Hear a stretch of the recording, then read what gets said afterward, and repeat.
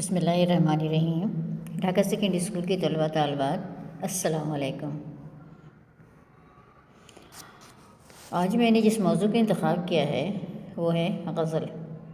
حسرت موہانی کی غزل ہے، دعا میں ذکر کیوں ہو مدعا کا۔ تو آئیے ہم چلتے ہیں سب سے پہلے شاعر کے مختصر تعارف کی جانب۔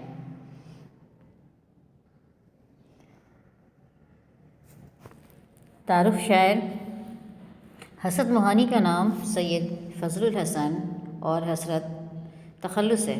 یو پی کے ایک قصبے میں 1875 میں پیدا ہوئے حسرت موہانی نے طالب علمی کے زمانے میں ہی سیاست میں حصہ لینا شروع کر دیا تھا۔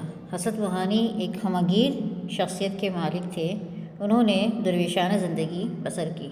حسرت موہانی زندگی بھر حق و صداقت کی راہ پر گامزن رہے۔ حسرت موہانی جیسے مخلص بے باک انسان بہت کم پیدا ہوتے ہیں۔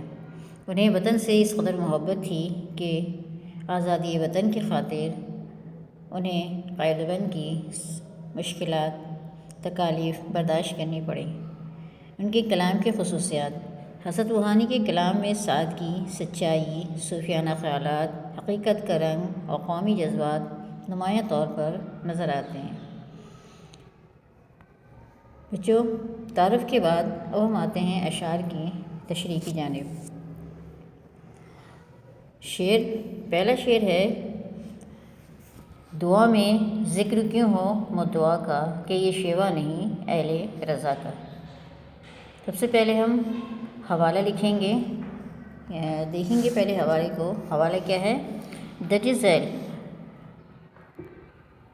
شعر ہماری نصابی کتب کی غزل سے لیا گیا ہے اور اس غزل کے شاعر کا نام حسرت موہانی ہے۔ حسرت موہانی اردو غزل گوئی کی تاریخ میں ایک ممتاز حیثیت رکھتے ہیں۔ ان کی شاعری کا محور محبت اور صرف محبت ہے۔ اب ہم آتے ہیں تشریح کی جانب۔ تشریح: اس شعر میں شاعر اپنی دلی کیفیات کا ذکر کرتے ہوئے کہتے ہیں کہ اللہ تعالیٰ ساری کائنات کا خالق و مالک ہے۔ وہ تو ہمارا رب ہے، ہمارے ظاہر و باطن سے واقف ہے، ہمارے دلوں کا حال بھی بخوبی جانتا ہے، اس سے کوئی بات بھی پوشیدہ نہیں ہے۔ شاعر کہتے ہیں کہ تو پھر دعا کرتے وقت اپنے رب کے سامنے ضروریات و خواہشات کا تذکرہ کیوں کروں؟ کیوں میں اس کے حضور اپنی حاجتیں بیان کروں؟ یہ تو ایک سچے مومن کی شان ہے، شان کے خلاف ہے۔ ہمارا رب جس حال میں رکھے ہمیں صبر و شکر کرنا چاہیے۔ شکوہ کرنے کے بجائے اس کی رضا پر سر تسلیم خم کر دینا چاہیے اور مشکل وقت پر صبر اور نماز سے مدد لینی چاہیے، کیونکہ یہ ہماری آزمائش ہے۔ ہمت و استقلال کی دعا مانگنی چاہیے، اللہ تعالیٰ ضرور سرخرو کرے گا۔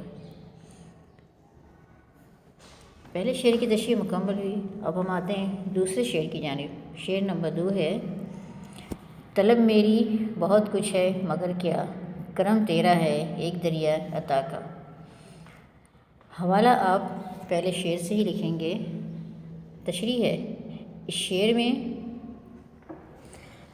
شاعر کہتے ہیں کہ انسان کی خواہشات کا ذکر کرتے ہوئے کہ خواہشات کبھی بھی ختم نہیں ہوتی، بلکہ ان کی تعداد میں اضافہ ہوتا رہتا ہے۔ شاعر کہتے ہیں کہ میری تو ہزاروں خواہشات ہیں، ایک پوری ہوتی ہے تو دوسری خواہش جنم لیتی ہے، مگر مالک ہر وقت عطا کیے جاتا ہے، مجھے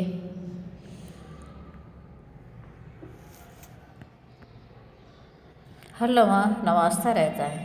اللہ رب العزت کا کرم، نوازشیں، مہربانیاں اور نعمتیں بے حساب ہیں۔ اس کا در ہمیشہ کھلا رہتا ہے، وہ اپنے بندوں کو نوازتا ہی رہتا ہے۔ بے شک اللہ تعالیٰ بے حد سخی فیاض ہے، اس کی سخاوت ایک دریا کی طرح ہے۔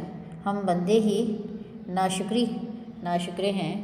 اگر ہماری ایک طلب پوری نہیں ہوتی تو ہم فوراً شکوے شروع کر دیتے ہیں۔ ہم مانگتے مانگتے تو تھک جاتے ہیں، لیکن دو جہاں کا مالک عطا کرتے کرتے نہیں تھکتا۔ اس کے خزانے اور بیش بہا سخاوت کے دریا میں کوئی کمی نہیں آتی۔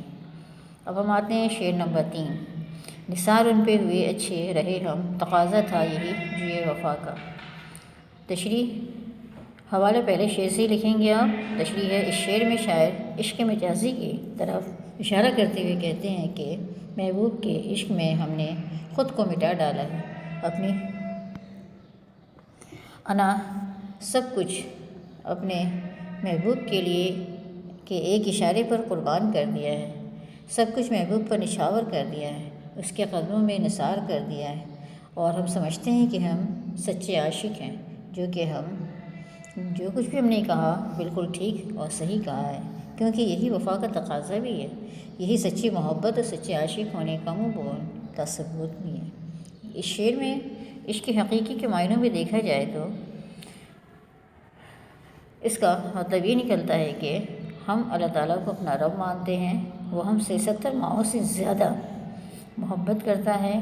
جو اللہ سے محبت کرتا ہے وہ اس کے محبوب محمد صلی اللہ علیہ وسلم سے بھی محبت کرے گا۔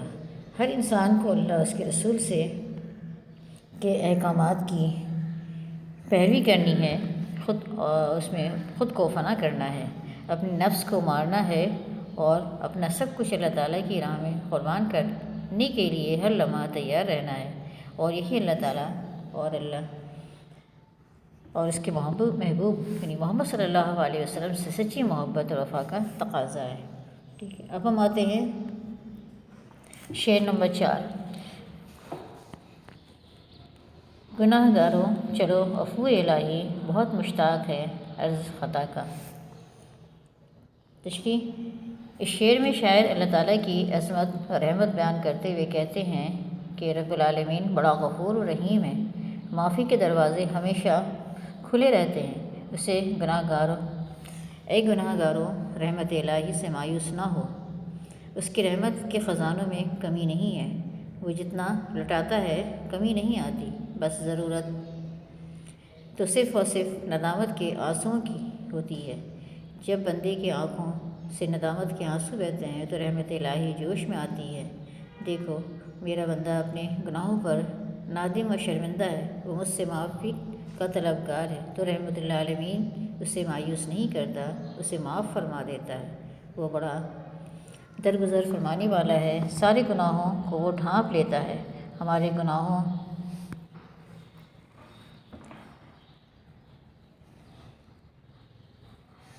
کا پردہ فاش نہیں کرتا۔ اب ہم آتے ہیں شعر نمبر 5 کی جانب۔ جفا کو بھی وفا سمجھو کہ حسرت تمہیں حق ان سے کیا کیوں چرا کا۔ حسرت اس میں اپنا چھوٹا سا نام جسے تخلص کہتے ہیں استعمال کیا ہے شاعر نے۔ تشریح، اس شعر میں شاعر خود کو مخاطب کرتے ہوئے کہتے ہیں کہ محبوب کی جفا کو وفا سمجھو، اس کی نفرت کو محبت سمجھو، تمہاری محبت کا تقاضا یہی ہے کہ اس سے شکوہ نہ کرو، نفرت نہ کرو، جفا کا جواب محبت سے دیتے رہو، تمہیں یہ حق حاصل نہیں ہے کہ اس کی نفرتوں، رنجشوں، بے وفائیوں کا شکوہ کرو، بلکہ ایک سچے عاشق کی طرح اپنے محبوب کے ظلم ستم کو خوشی خوشی برداشت کرو اور محبت سے جواب دو۔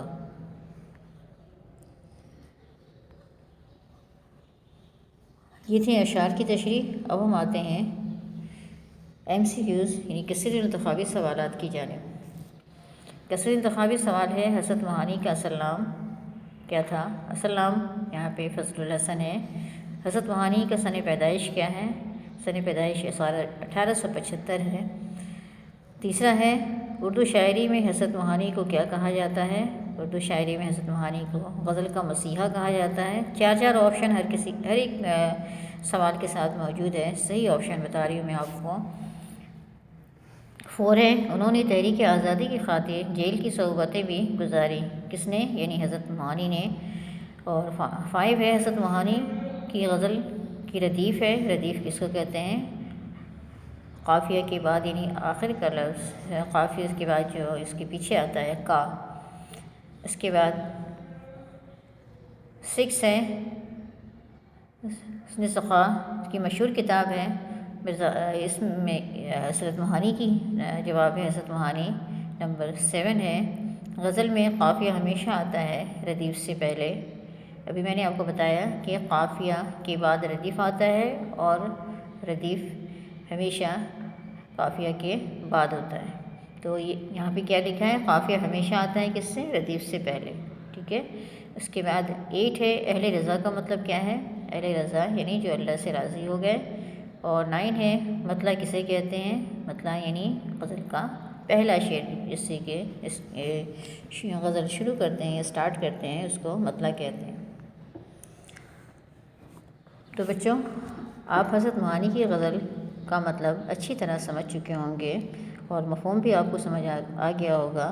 حسرت موہانی کی زبان بلا شبہ لکھنؤ کی معیاری زبان ہے۔ ان کا تغزل خود انہیں بھی اس بات کا احساس تھا، انہوں نے خصوصیت کے ساتھ غزل کو نئے اور اچھوتے تصور سے آشنا کیا، ٹھیک ہے بچوں۔ آپ یہ اپنے تمام کام اردو کی کاپی پر صفائی کے ساتھ تحریر کیجیے گا۔